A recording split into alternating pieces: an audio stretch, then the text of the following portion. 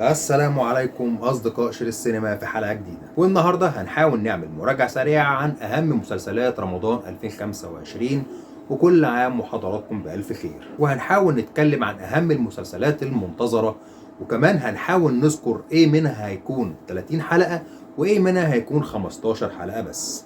ومن غير كلام كتير كالعادة بسرعة نبتدي حلقتنا.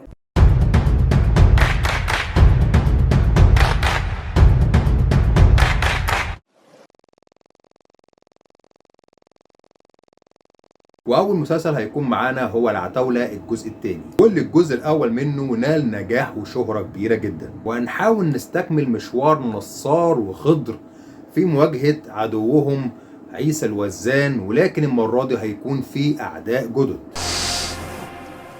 ايوه، عارف نصار كام ثانية قبل ما العربية تنفجر انا حسيت بايه؟ لا مؤاخذة مش عارف، اصلي ما انفجرتش قبل كده.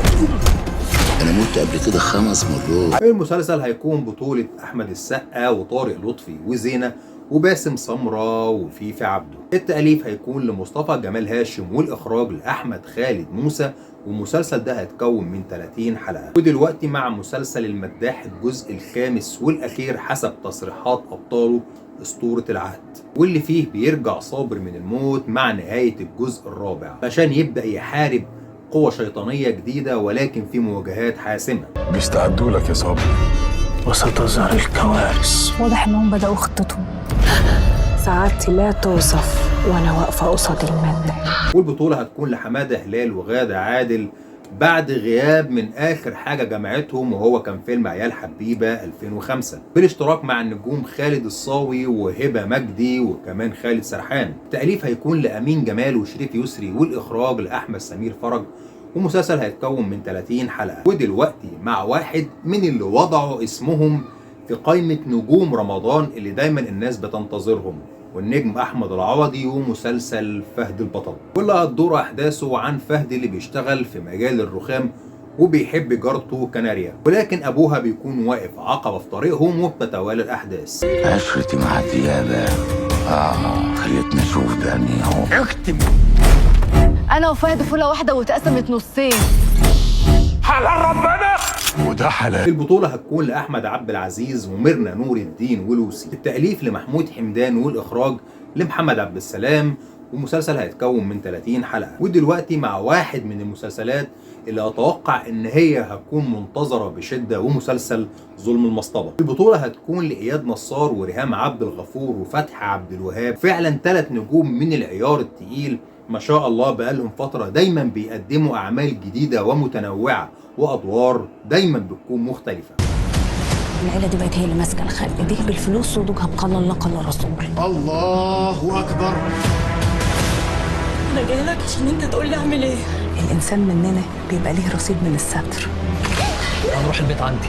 حسبي الله ونعم الوكيل. التأليف هيكون لمحمد رجاء، والإخراج لهاني خليفة، والمسلسل هيتكون من 15 حلقة. ودلوقتي مع المسلسل اللي الجزء الأول بتاعه نال نجاح وشهرة كبيرة، ومسلسل أشغال شقة جدا. ونرجع تاني مع بعض علشان نستكمل أحداث وقصة الدكتور حمدي ومراته ياسمين، وإزاي هيقدروا يواجهوا حياتهم بعد ما بقى عندهم 4 أبناء.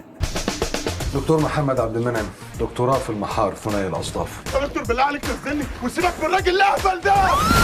ناقشت رسالتي في الصبيط. امان عليك، خلي بالك على نفسك. احنا محتاجين نعمل تحليل دي ان ايه عشان نعرف اللي في بطنها ده يبقى ابن مين. انا بعمل كل ده عشان انا عايزه اخلف. ما تحاولي مع جوزك. ما انا حاولت، عندنا مشاكل. حاولي مع الدكتور. حاولت بس بيحب مراته. البطولة هتكون لهشام ماجد وأسماء جلال وشيرين ومصطفى غريب. التأليف لخالد دياب وشيرين دياب، والإخراج هيكون لخالد دياب، والمسلسل هيتكون من 15 حلقة. دلوقتي برضو مع واحد من المسلسلات اللي أكيد هتكون منتظرة بشغف، ومسلسل قلبي ومفتاحه، واللي بتدور أحداثه في سياق بسيط عن امرأة بتحاول إن هي تدور على محلل تتجوزه علشان تقدر ترجع لجوزها من تاني. لو انت عندك مشوار او حاجه بكره انا ممكن اوصلك، او يعني نتكلم وناخد على بعض شويه. انا واخده، انت مش واخد ليه؟ ليلة تفوت ولا حد يموت. ايه رايك بقى تكتب ورقه وتحطها في طعميايه؟ انت بعت لامي فرصه طعميه. انا شغال مع اسهل عشان اقرب له. البطولة هتكون لآسر ياسين ومي عز الدين وأشرف عبد الباقي ودياب. التأليف والإخراج هيكونوا للمخرج المتميز تامر محسن، والمسلسل هيتكون من 15 حلقة. دلوقتي مع المسلسل اللي اتكلم عنه أبطاله وقالوا إن هو هيكون مفاجأة كبيرة جدا، مسلسل حكيم باشا، واللي بيدور حوالين عالم تنقيب وتجارة الآثار من خلال شخصية حكيم اللي بيلاقي نفسه مسؤول عن كل أملاك عيلته وبتكتر أعدائه.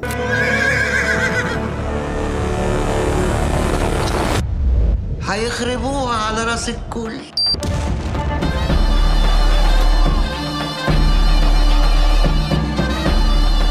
انت في بيتنا يا حكيم؟ حكيم باشا يا واد الكبير. كبيركم حكيم. البطولة هتكون لمصطفى شعبان ورياض الخولي وسهر الصايغ ومنذر ريحنا، تأليف لمحمد الشواف والإخراج لأحمد خالد أمين، والمسلسل هيتكون من 30 حلقة. وسريعا دلوقتي لمسلسل الكوميدي الخفيف النص، واللي بيسرد قصة اللص الذكي وسيء السمعة عبد العزيز النص، واللي بيتحول بالليلة وضحاها إلى بطل شعبي. النص ده مش كمثري؟ كمثري ونص. انتوا تعرفوا؟ نص نص. انت الوحيد اللي ما سالتنيش هم ليه سموني النص. تعرف الحاجات دي كلها ازاي؟ انا نفسي ابقى زيك من زمان. هيقتلنا كلنا في الدقيقة. نط على جنب الانجليزي اللي في المعادي. البطولة هتكون لأحمد أمين وأسماء أبو اليزيد وصدقي صخر، التأليف هيكون لعبد الرحمن جويش والإخراج لحسام علي، والمسلسل هيتكون من 15 حلقة. نوصل بقى للمسلسل اللي الجزء الأول بتاعه برضه نال نجاح كبير، وهو مسلسل جودر الجزء الثاني، ونستكمل أحداث ومغامرات جودر ومواجهته مع الشمعيين واستغلالهم ليه للوصول للكنز. عارفة ليه الشطرنج لعبة الملوك؟ لأن اللعبة كلها بكل خططها مبناها بالهجوم على الملك. الكتاب والكنوز هتشيلهم معايا. مفيش قوة على ظهر الأرض تقدر تعرضك. لأن الملك طول الوقت معرض للمخاطر. البطولة هتكون لياسر جلال ونور وياسمين رئيس، تأليف هيكون لأنور عبد المغيث والإخراج لإسلام خيري، ومسلسل هيتكون من 15 حلقة. وسريعا دلوقتي لمسلسل سيد الناس، ومسلسل بيدور حوالين جرحي اللي بتنقلب حياته خصوصا بعد وفاة والده وظهور أكتر من عدو ليه بعد ما بيمتلك مراسه. ابوه تقلها عليه قوي، مش هيعرف يشيلها، ولو عافر ورفعها مبروك يا ظهره هيتقطع. انت بتزرع في صحراء يا جرحي، ولا حد فيهم يستاهل. 20 سنة بتنقلي من سجن لسجن. لا انا هنسى ولا انت هتنسي ولا السبدية كلها هتنسى اللي حصل من 20 سنة. البطولة هتكون لأكتر من نجم زي عمرو سعد وأحمد رزق وإلهام شاهين وأحمد زاهر وريم مصطفى. التأليف والإخراج هيكون لمحمد سامي، والمسلسل هيتكون من 30 حلقة. وسريعا دلوقتي لمسلسل رومانسي وتقابل حبيب، واللي هيدور عن ليلى الحسيني اللي بتكتشف إن جوزها بيتجوز واحدة تانية عليها، ومع المشكلة دي بتحاول إن هي تواجه نفسها وتدور على حب جديد، ولكنها بتقع في أكتر من مشكلة. مالك؟ شفت ولا؟ المشكلة إن أنا عارف إن الموضوع ده مش هيعدي على خير. وانا مستبيعة يا فارس. انت ما تعرفش عيلة ابو العزم دي، ده نبهم ازرق. البنت دي لازم تختفي من حياتنا. انتوا ما انتوش قد اللعبة معايا، حياتك هتبقى سواد على ايدي يا ليل. البطولة هتكون لياسمين عبد العزيز وكريم فهمي وخالد سليم، تأليف هيكون لعمرو محمود ياسين والإخراج لمحمد حمد الخبيري، والمسلسل هيتكون من 30 حلقة. وسريعا دلوقتي مع واحد من مسلسلات الكوميدية المنتظرة ومسلسل شهادة معاملة أطفال. المسلسل هيكون من بطولة النجم الكبير محمد هنيدي، واللي طلع علينا آخر مرة من خلال مسلسل أرض النفاق عام 2018. الأحداث بتدور عن المحامي عبد الستار الكف اللي بيتعرض لحادثة وبيدخل من خلالها في غيبوبة لمدة 20 سنة، علشان طبعا لما يفوق بيصطدم بالواقع اللي اتغير من حواليه. مش قلت لك ترند قيامة عبد الستار ده مولع الدنيا على السوشيال ميديا ومكسب لاي حد؟ انت متأكد يا عبد الستار ان انت عايز تركب الترند؟ انا مش عارف هو كام راكب، ولو انت كمان تيجي تركب معانا. لا انا هركبك واتكل على الله. دول عايزين يعملوا معاك تيك توك وبودكاست وليلة. ايه بودكاست ده؟ الاستاذ عبد الستار الكف واجهة البلد، ده انا قلت الفيديوهات اللي معمولة ديت معمولة بالاي اي. ايه الاي اي ده؟ وهشترك معاه في بطولة المسلسل النجوم نهى عابدين وصبري فواز وسام ابراهيم. التأليف هيكون لمحمد سليمان عبد المالك والإخراج لسامح عبد العزيز، والمسلسل هيتكون من 30 حلقة. وتعالوا بينا دلوقتي نتعرف على مسلسل الشرنقة. المسلسل هيدور في قالب من الإثارة والغموض، وهياخدنا في رحلة حوالين رجال الأعمال وعمليات غسيل الأموال.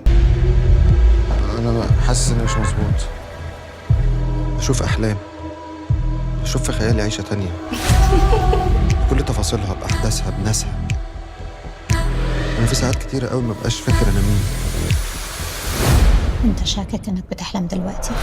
البطولة هتكون لأحمد داوود ومريم الخشت وعلي الطيب وصبري فواز. التأليف هيكون لعمرو سمير عاطف، والإخراج لمحمود عبد التواب، والمسلسل هيتكون من 15 حلقة. وسريعا دلوقتي على مسلسل إخواتي، وهيدور في قالب من الدراما المشوقة عن 4 إخوات دايما بيكون عندهم مشاكل في التعامل مع الجنس الآخر. في فرق بين الرؤية وبين الحلم. انت بتصحي الساعة كام؟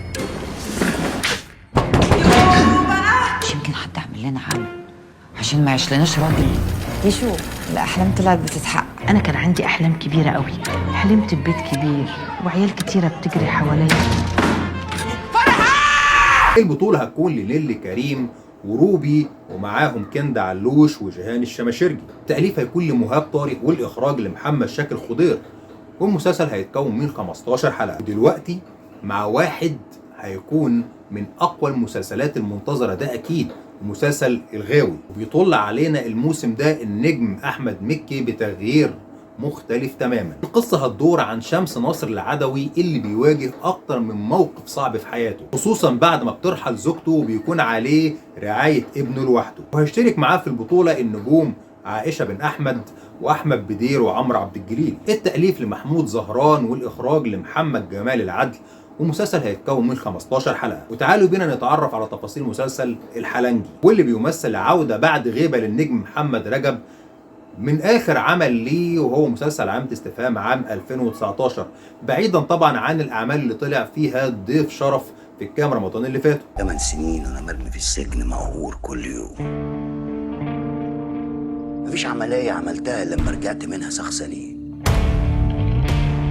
يجي في الآخر ألبس فرش حشيش الحلنجي. يوم ما تسلمني الأوراق دي يا طه ليك مني 10 مليون جنيه. واللي هيشترك معاه في البطولة أيتن عامر ومحمد لطفي وعبير صبري. التأليف هيكون لمحمود حمدان، والإخراج لمعتز حسام، والمسلسل هيتكون من 30 حلقة. وسريعا مع المسلسل الخفيف نص الشعب اسمه محمد، واللي بيدور حوالين محمد اللي كان بيعيش حياة مملة ورتيبة لحد ما بيقرر انه يرتبط ببنت، لكن عيلتها بتوقعه في اكتر من مشكلة غير مقصودة وبتتوالى الاحداث. بحب سارة، انا عايز سارة، وبحب مي، وعايز محمد تيجي نطلع البيت؟ محمد هيجي البيت يتقدم لي. محمد ده جوزي. انا عامل زي العطشان اللي ماشي في صحراء. مساء الورد على الورد. صراحة ابني موز مش ملاحق، ابني هيجنني. اصبر يمكن صحيح الرزق يجي بعدين. بس هي المشاريع كده، اول 3 4 5 6 7 سنين بتخسر. البطولة هتكون لعصام عمر ورانيا يوسف وميان السيد ومحمد محمود. التأليف هيكون لمحمد رجاء، والإخراج لعبد العزيز النجار، ومسلسل هيتكون من 15 حلقة. وسريعا لمسلسل منتهي الصلاحية، والأحداث عن راجل بيدخل السجن نتيجة غلطة بيعملها، وفي المقابل بيخسر زوجته وعمله، لكنه بيحاول انه يستعيد حياته من خلال طرق غير مشروعة. انت سبت البنك يا شرقاوي، بتشتغل ايه جايب لك الفلوس والعربية دي؟ تسمع اللعبة اللي بتجيب فلوس؟ الابلكيشن ده بينزل مع النت عادي، بس رايح دماغ العالم كلها. تخش جوه تتسحل، كل اللي عليك تعمله انك تحط فلوس وتراهن. يسرق وقتك، عقلك، واي حد يقدر يراهن على اي حاجة. الناس دي كلها تلعب اللعبة.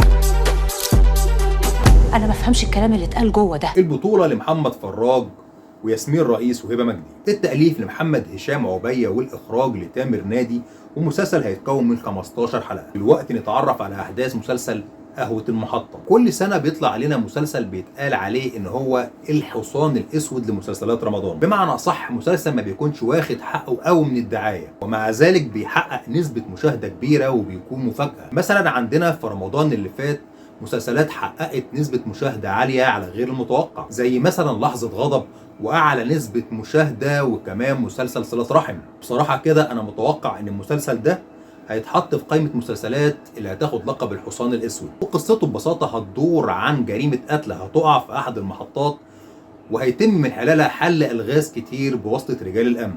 تعرف ده؟ كان لسه مصدق الأحلام البريئة. مسكت فيه كرهته لقيتها قوي. هو اللي قتل مؤمن. هو انت اللي قتلته؟ البطولة هتكون للنجم الشاب أحمد غزي بالاشتراك مع أحمد خالد صالح وكمان رياض الخولي وهالة صدقي. التأليف هيكون لعبد الرحيم كمال والإخراج لإسلام خيري، والمسلسل هيتكون من 15 حلقة. وسريعا دلوقتي على مسلسل 80 باكو، واللي بيدور عن بنت شغالة في كوافير لكنها بتواجه مشكلة في تدابير مصاريف جوازها، لحد ما بتقترح عليها صاحبة المحل ان هي تكون مساعدة شخصية ليها، وبتقترح عليها ان هي تروح لرواد الصالون لحد بيوتهم علشان تعمل لهم الشغل هناك، وبعدها بتكتشف عالم تاني خالص. انا بوسي شغاله في كوافير مدام لولا. يبقى تطلعي في الاسبوع 3-4 اوردر بره المحل، القدر الدبل، البقشيش الدبل، وتبسايه من هنا على تبسايه من هنا، الموضوع يتلم. ده انا هطلعك من تحت ايدي احلى من مرات رونالدو اللي هم قلبين عليها الدنيا دي. ده لو رونالدو نفسه انا موافقه. البطولة هتكون لهدى المفتي وانتصار وخالد مختار. التأليف هيكون لغادة عبد العال والإخراج لكوثر يونس، والمسلسل هيتكون من 15 حلقة. وسريعا دلوقتي تعالوا نتعرف على أحداث مسلسل ولاد الشمس، واللي بيدور في إطار من التشويق والغموض حوالين أب بيحاول إنه يصحح من مسار أولاده قبل انحرافهم. الأب لما أولاده بيغلطوا ويقرر يعاقبهم عشان يربيهم، يبقى أكتر واحد متضايق من اللي بيعمله. عشان كده أنشأت الدار دي.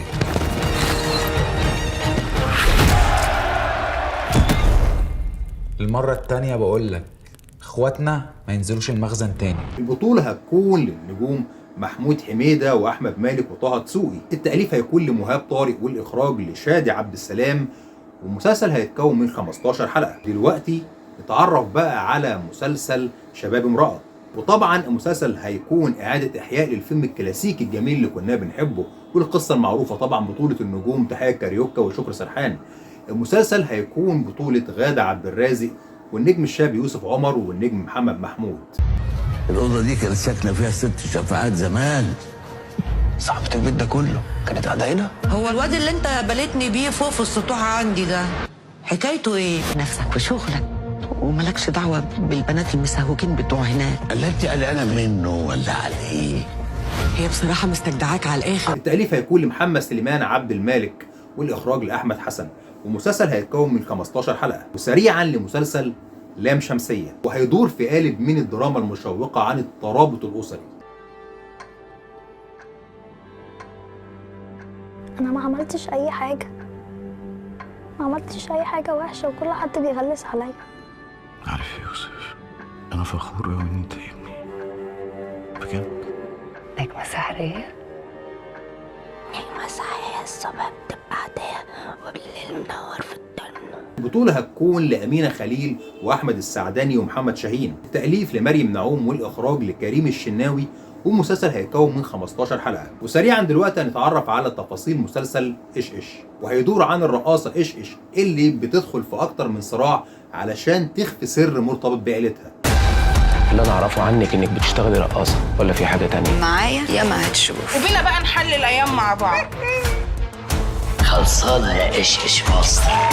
ليه كده؟ ايش خط احمر. العظمة هي السبب في كل اللي احنا فيه. علمة. انت نطيت برجلك وسط العوالم، فقابل يا اسطى شر ده عمر ما مخك يجيب. البطولة هتكون لمي عمر ومجد المصري وهالة صدقي وانتصار. التأليف والإخراج هيكون لمحمد سامي، والمسلسل هيتكون من 30 حلقة. وتعالوا بينا بقى نتعرف على أحداث الجزء الثالث من المسلسل الجميل كامل العدد بلس بلس، واللي هيدور عن أحمد وليلى وإزاي هيخوضوا مع بعض التحدي الجديد علشان يحلوا مشاكل العيلة، وخصوصا بعد ما ابنهم بيبتدي يكبر. الله بيت العيلة. أحمد أنا حاسة إن البيت ده هيبقى وشه حلو قوي عليا. انت اللي وشك حلو علينا طول العمر يا حبيبتي.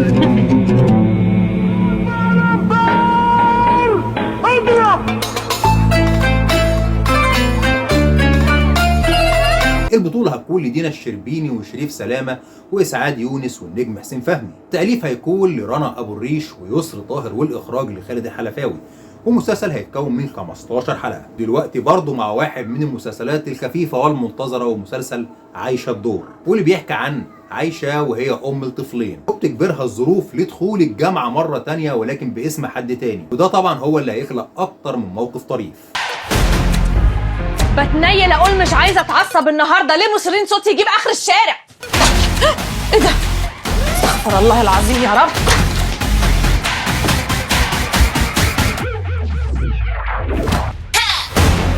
جامعة دي ولا هاسيندا؟ بطولها هتكون لدنيا سمير غانم ومحمد كيلاني ومحمد ثروت. التأليف هيكون لأحمد الجندي وكريم يوسف، والإخراج لأحمد الجندي، والمسلسل هيدور في 15 حلقة. وسريعا دلوقتي نروح لمسلسل حسبة عمري، وهنتعرف من خلاله على شخصية هند اللي عايشة حياة زوجية غير مستقرة، واللي من خلاله بتتعرض لأكتر من موقف كوميدي علشان تقدر تحافظ على بيتها وزوجها. مدام هند ممكن تبوظ وتفرتك وتدمر اي حد ممكن يبوظ لها ترتيب هي مرتباه. يعني ايه شو التورته ما جاش؟ امال مين هيدخل بالتورته؟ انا هدخل بالتورته؟ او ممكن يكسر قاعده هي حطها. مستوعب حاجه؟ في ايه؟ ده من ريحه ماما الله يرحمها. البطولة هتكون لروجينا وعمرو عبد الجليل ومحمد رضوان، التأليف لمحمود عزت، والإخراج لمي ممدوح، ومسلسل هيتكون من 15 حلقة. دلوقتي مع مسلسل أتينا، واللي بيدور عن صحفية بتضطر إن هي تسيب شغلها، لكنها فيما بعد بترجع تاني علشان تكشف لغز قتل أختها. انا بس اللي ليا الحق اقول الفيديو ده هيتشاف امتى. صالون بلاوي على السوشيال ميديا، ممكن حد كان بيبتزها. بصي حواليكي وتشوفي مين معاكي ومين ضدك. اتعرفت على شله اتينا، واحد مات والتانية في كوما والتالت مش عارفين نوصل له. انت عارف هو كان ممكن يعمل فينا ايه؟ مين غيركم يعرف موضوع اتينا ده؟ البطولة هتكون لريهام حجاج واحمد مجدي وسوسن بدر، التأليف لمحمد ناير، والإخراج ليحيى اسماعيل، ومسلسل هيتكون من 15 حلقة. وسريعا دلوقتي مع المسلسل الخفيف عقبال عندكم، وبيجتمعوا تاني الثنائي حسن الرداد وإيمي سمير غانم بعد آخر مسلسل ليهم عزم وأشجان عام 2018. افتحي عينيك يا سيدة السطح. هتتصل بأم الله يرحمها؟ طب سلمنا عليها والنبي. المبتدأ ينسبوه. عماشة سمعونا زغروطك. عقبال عندكم. وهيشاركهم البطولة محمد ثروت وعارفة عبد الرسول. التأليف هيكون لأحمد سعد والي، والإخراج لعلاء إسماعيل، ومسلسل هيدور في 15 حلقة. برضه دلوقتي مع واحد من المسلسلات الجميلة والخفيفة والمنتظرة، ومسلسل الكابتن، واللي بيدور عن الكابتن حسام، واللي أثناء تواجده في أحد الرحلات للأسف الطيارة بيختل توازنها وبتقع، ولكنه بينجى بأعجوبة علشان فيما بعد أرواح كل الركاب اللي كانت معاه بتظهر له وبتطالبه بتنفيذ المهمات اللي كانوا هم هيعملوها. انتوا مين اصلا؟ احنا ارواح الركاب اللي كانت معاك على الطيارة. على الطيارة ونشأت صلبا. ما تسيبنيش معاه لوحدنا، ده ذئب. ده ميت، ده الدنيا بايظه خالص. انتوا بتوع الزار. البطولة هتكون لأكرم حسني وآية سماحة وأحمد عبد الوهاب، التأليف لأيمن الشايب، والإخراج لمعتز التوني، والمسلسل هيتكون من 15 حلقة. دلوقتي وسريعا مع مسلسل حياة أو موت، واللي هيدور عن فتاة كفيفة بيتم اتهامها وتورطها في أكتر من جريمة قتل.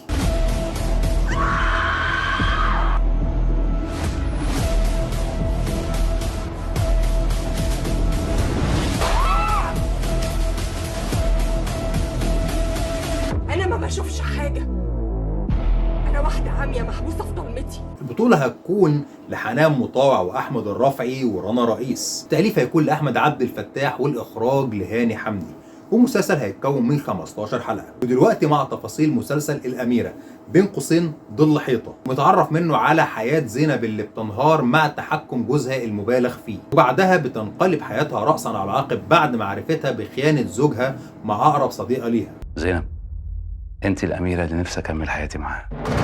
انت لما قعدت مع الواد ده حسيت بايه؟ كل الناس قالت ان هو محامي شاطر بيعمل خير كتير. انا بس محتاج فرصه ان هي تعرفني. انا طالع عيني وبنحت في الصخر عشان ارضيها، وبرضه مش عاجب ومش بتقدر. ومش هسمح لك باللي انت عملته ده تاني ابدا. البطولة هتكون لياسمين صبري ونيكولا معوض ووفاء عامر، التأليف هيكون لمحمد سيد بشير، والإخراج لشيرين عادل، ومسلسل هيتكون من 15 حلقة. دلوقتي مع بعض نوصل لتفاصيل مسلسل أهل الخطايا، وهندخل من خلاله عالم السحر والأعمال السفلية، وإزاي بتتم محاربتهم والتصدي ليهم من خلال الكشف عن الخطايا القديمة. انا عرفت انك ما قتلتش يوسف. على مر الزمن وانا بنفذ اللي مطلوب مني في العهد. دلوقتي جه الدور عليكم. حب شهوة، حب جهل.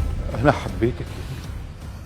قتلت الواد يا البطولة هتكون لجمال سليمان وسوسن بدر ومحمد ثروت، التأليف لمحمد عبد القوي والإخراج لرؤوف عبد العزيز، والمسلسل هيتكون من 15 حلقة. ودلوقتي وكعادتنا هنروح للمسلسلات التي لم يتأكد نزولها في الموسم الرمضاني بنسبة 100%. وعندنا مسلسل في لحظة، وده هيكون من بطولة أحمد فهمي وميرنا نور الدين، وهيتكون من 15 حلقة. وبرضه مسلسل قلع الحجر الجزء الثاني، وده برضه لسه محدش عارف إذا كان هينزل ولا لأ، وده من بطولة محمد رياض ومنى عبد الغني، وهيتكون من 30 حلقة. وبرضه مسلسل خانة فاضية، وده هيكون من بطولة صابرين وحسين فهمي، وهيتكون من 15 حلقة. وكمان مسلسل نون النسوة، واللي هيكون من بطولة مي كساب ومحمود عبد المغني، وبرضه هيتكون من 15 حلقة. واخيرا المسلسل اللي تم تأجيله اساسا من رمضان اللي فات ولسه لم يتأكد نزوله الى حد دلوقتي بنسبة 100%، وهو مسلسل بدون مقابل، وده هيكون بطولة النجوم هاني رمزي وعمرو عبد الجليل وداليا البحيري، وهيتكون من 30 حلقة. وبكده تكون خلصت حلقتنا، واللي ارجو اني قدرت اكون اجمع فيها كل المعلومات والمسلسلات اللي من المفترض ان هي هتكون متواجده في الموسم الرمضاني باذن الله. وارجو اذا الحلقه عجبتكم يا ريت لو تشتركوا في القناه، ويا ريت كمان لو تشتركوا في صفحتنا على الفيسبوك، هتلاقوا اللينك بتاعها موجود في اسفل خانه الوصف. وما تنسوش انكم تفعلوا جرس التنبيهات علشان يوصلكوا كل جديد باستمرار. وما تنسوش انكم تدعمونا بلايك وبشير، واستنونا في حلقه جديده من شريط سينما.